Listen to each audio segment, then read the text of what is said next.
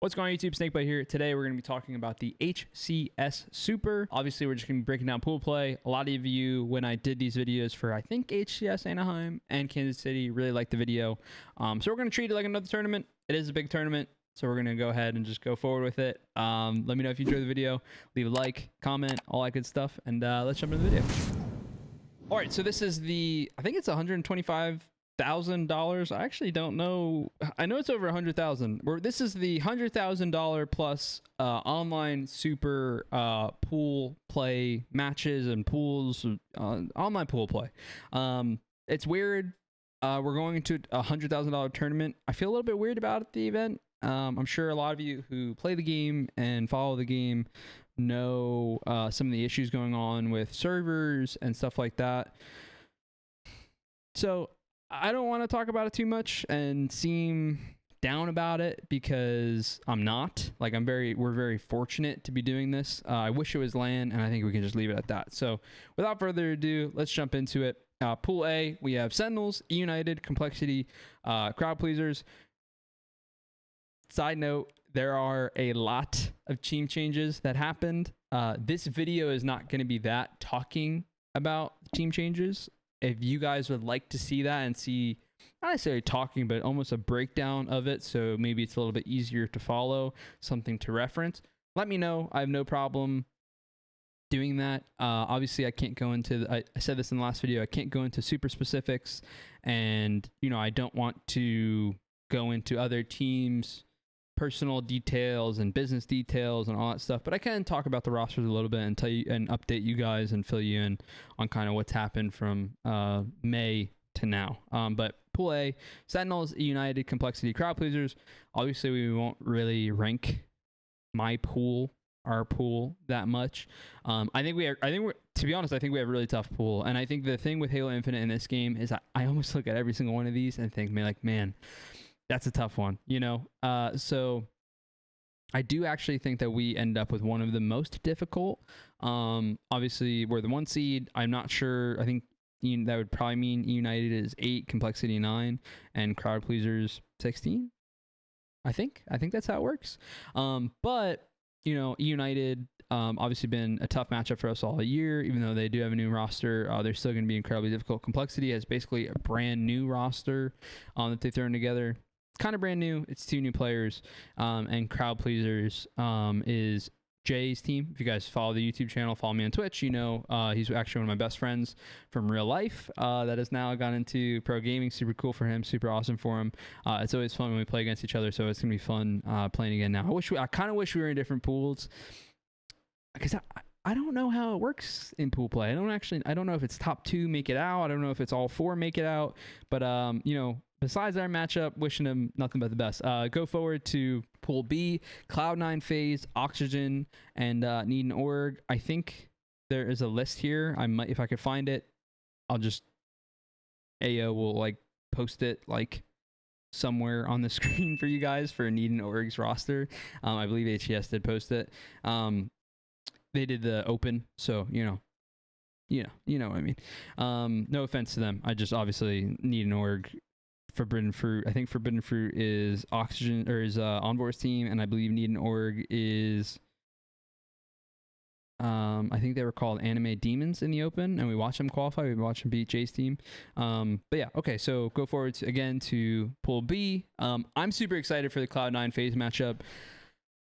I'm not going to rank teams. I think it's a little bit like, you know, it's a little, I've said this before, I just don't like that. I don't want to throw any shade. I don't want to throw anything against me or my team for my opinion on who's going to win, who's not going to win. At the end of the day, it doesn't really matter what I think or what I don't think, but I just don't want to hurt anyone's feelings. I think that this is probably the pool to watch. Obviously, you know, not going too much into detail, but C9 has lost Renegade. Renegade did leave C9 / they didn't want to play with him anymore, you know, however that whole thing went down, and he did end up on FaZe Clan. So I think that this is a really big matchup and a really big just storyline for Halo, and what you'll probably see for the remainder of, I guess, the year, you know, between those two top teams. I think it's going to be an incredible battle. And probably realistically, if you go based on seedings, who should potentially win the pool. Never know. Oxygen, Anime Demons might come through, make some upsets, but Obviously, those guys are usually the top dogs of whatever pool they play, and they're actually in a pool together for Kansas City, and we saw C9 beat them. I think it was 3. It was 3-0 if I'm not mistaken. Right, were they in the same pool? No, actually, I don't think they were. Never mind. Scratch that. Optic was in their pool. They played them in the loser bracket. They won 3-0. That's what it was. Move forward to Pool C. You have Optic Gaming, G1, Fnatic, Forbidden Fruit. I believe Forbidden Fruit is Envoy's team again. Fnatic, a little bit. If it is that team that I think it is AO. Post it somewhere here for me for the people. It is a little bit of a grudge match. I don't know what went down, what happened, but Envoy used to be on Fnatic. He no longer is. So that's a little bit of a grudge match. And then you have Optic Gaming versus G1. Optic is Optic. They've been absolutely killer all year. But a lot of people, including myself, are super excited to see this G1 team. They did get Boopadoo, and they have been killing it online. They're taking practice super serious from everything that I can see. Not that they stream it, but they play a lot, and looks like they're improving at a really good rate. So I think Pool C is going to be really entertaining to watch. Yeah, not much else to say on it, but just super excited to watch some really high level Halo. Anytime Optic plays, I feel like you're watching some of the highest level Halo that you can. So always excited to tune into their pool. Pool D, KCP. I don't actually know if they go by KCP anymore. Weirdly, so scratch that. Pioneers, apologies. G2, Lions. I actually feel like Lions might be Animate Demons now that I say that. Oh no. Ayo, help me out here. Help everyone. Which one is it? And then SSG. The big shock here was obviously SSG not qualifying on day 1 of the Open. Again, not to get into too many personal or I don't know, other team stuff, but it seems like they've been having a little bit of an issue over there based on tweets, and we've seen people run with other teams and, that whole deal. But it is tournament time, so I'm excited to see SSG play. They did get Suppressed, who is a great player, and I think an overall really, really great fit for them. So, now that it's back to being tournament gameplay and tournament time and a lot of money's on the line, I'm excited to see if they can kind of like put it all together. G2, it was TBA, but I think I can say this because I think, why not? I believe they're playing with Barcode. I'm not 100% sure, but that's kind of the impression that I've gotten. We haven't played against them. I haven't seen them scrim, so, they did auto-qualify. I believe they're going to be playing with Barcode, which I'm really excited to see him playing over in NA. Can't speak.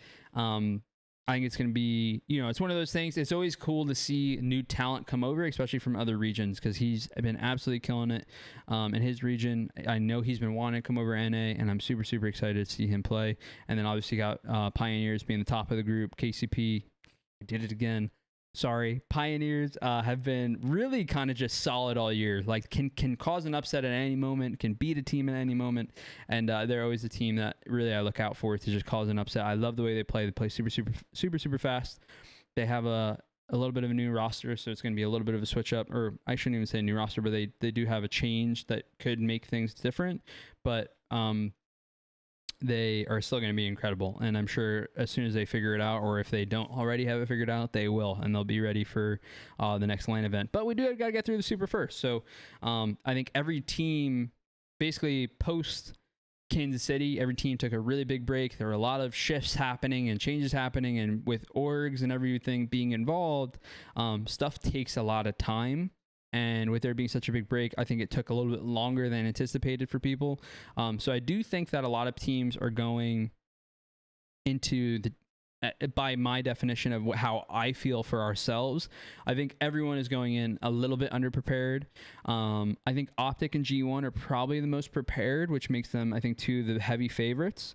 But like I said, Optic always is. For us personally, just to talk about our own situation, or not really our own situation, but our own situation heading into the tournament. We're feeling really good. We're feeling really confident. We obviously won Kansas City. We have been, and I hate talking about this stuff because it sounds like just pure excuses, but I did say this back in Anaheim that we would be full strength for Kansas City, for KC, and we won it. So hopefully you guys give me a little bit of a pass for just saying my thoughts and my truth. I still want to win the Super more than anything. I still it's a tournament. I want to win it. I don't lose and be like, whatever, I do wish it was a LAN event to give it a little bit more of that atmosphere, but we still want to win it. We've been struggling a lot online. it's really due to my own fault. I've been having a lot of internet issues. If you follow the stream, you've seen some of the clips that I've shown, some of the internet speeds that I've been getting. I've been basically, I don't know if it's been a throttle, like I've been getting throttled. It's been tough to tell. I ran into some PC issues, followed by the game itself is having issues. I know if you guys play Halo Infinite, you have had those issues yourselves. And then followed up with, I fixed my PC for the most part, and it kind of started hitting me that, like, oh my God, I don't even think it's my PC. I think it's my internet. And I ran a speed test on one of the nights that I was struggling a lot and lagging a lot. And the lag isn't just like your typical like Halo Infinite lag. It's like I'm on like 80 ping, and it's like, you guys know if you play, it's 80 ping, but it feels like 120, you know. And for me, being on East Coast, I'm from the East Coast, that's where I'm playing from at the moment. It should not feel so drastically bad when I'm pinging, when we're playing like a Texas server, for example. That's usually the server that we get, is a central server. It should not be that bad, and it has been. So I feel like we are a little bit underprepared, but we did have a great week of practice. Hopefully 2 weeks of practice. The day that I'm recording this, obviously, is August 1st. I go to Texas with the whole team tomorrow. So we have a little bit of a little less than a week. We have 4 scrims to play and to get ready. But the 4 scrims that we've played before this, with my internet being fixed, you never know when you don't, with cable, just is what it is. You guys probably know, you probably feel my pain for the most part. I won't name names for internet companies, and throw them under the bus, but I'm sure most of you know what I'm talking about. We've had really good scrims, and we do feel really well prepared overall. I don't feel as prepared as we would normally feel, but I think that's kind of every team. So I think it is what it is. We're going to make the most of it. And the good thing for us for this tournament, and what I'm looking forward to most, is just cut all the BS out of it. We're all putting, almost every team that I'm aware of is putting themselves in the best situation possible. Everyone is going to be playing from facilities on fiber internet from Texas. The ping should be 10 or lower for the most part for every team and every series that you play. So for us, even if we don't win it, I think it's a really good opportunity for us to learn from our mistakes and cut we lost because of this XYZ excuse out. When we lose, if we lose any games, if we lose any game types, if we lose any series, those are like pure, you can go look at it, you can evaluate it, and you just see what the game plan was and fix it. And I think we actually had a boot camp before Kansas City, the KCP boot camp. They was the Pioneers boot camp. It was KCP. It was Kansas City Royals facility. Unbelievably awesome boot camp. It was such a cool experience. Maybe AO can like put in a picture here or something where we were playing. It's on my Instagram. But we did have a boot camp for 2 days, I think it was, and we got to fit in like almost a full scrim per day with 2 different teams, which led to, I feel like, why we were so prepared for Kansas City, because we were able to play on LAN, best situation possible. And if we lost, it was a quick little like, hey, we need to do this better and that and this and that.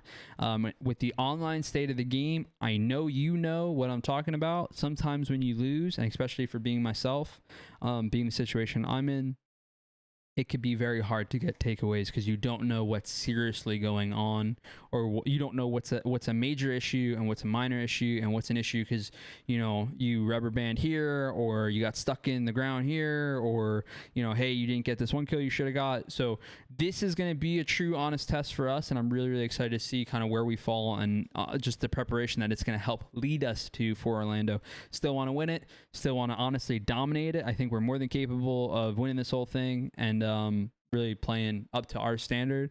But I'd be lying if I didn't say that HCS Orlando and Worlds is obviously like just the goals of all goals. I think all year, that's what everyone would say. Orlando, Worlds, 1 month apart. You got to be ready for those two.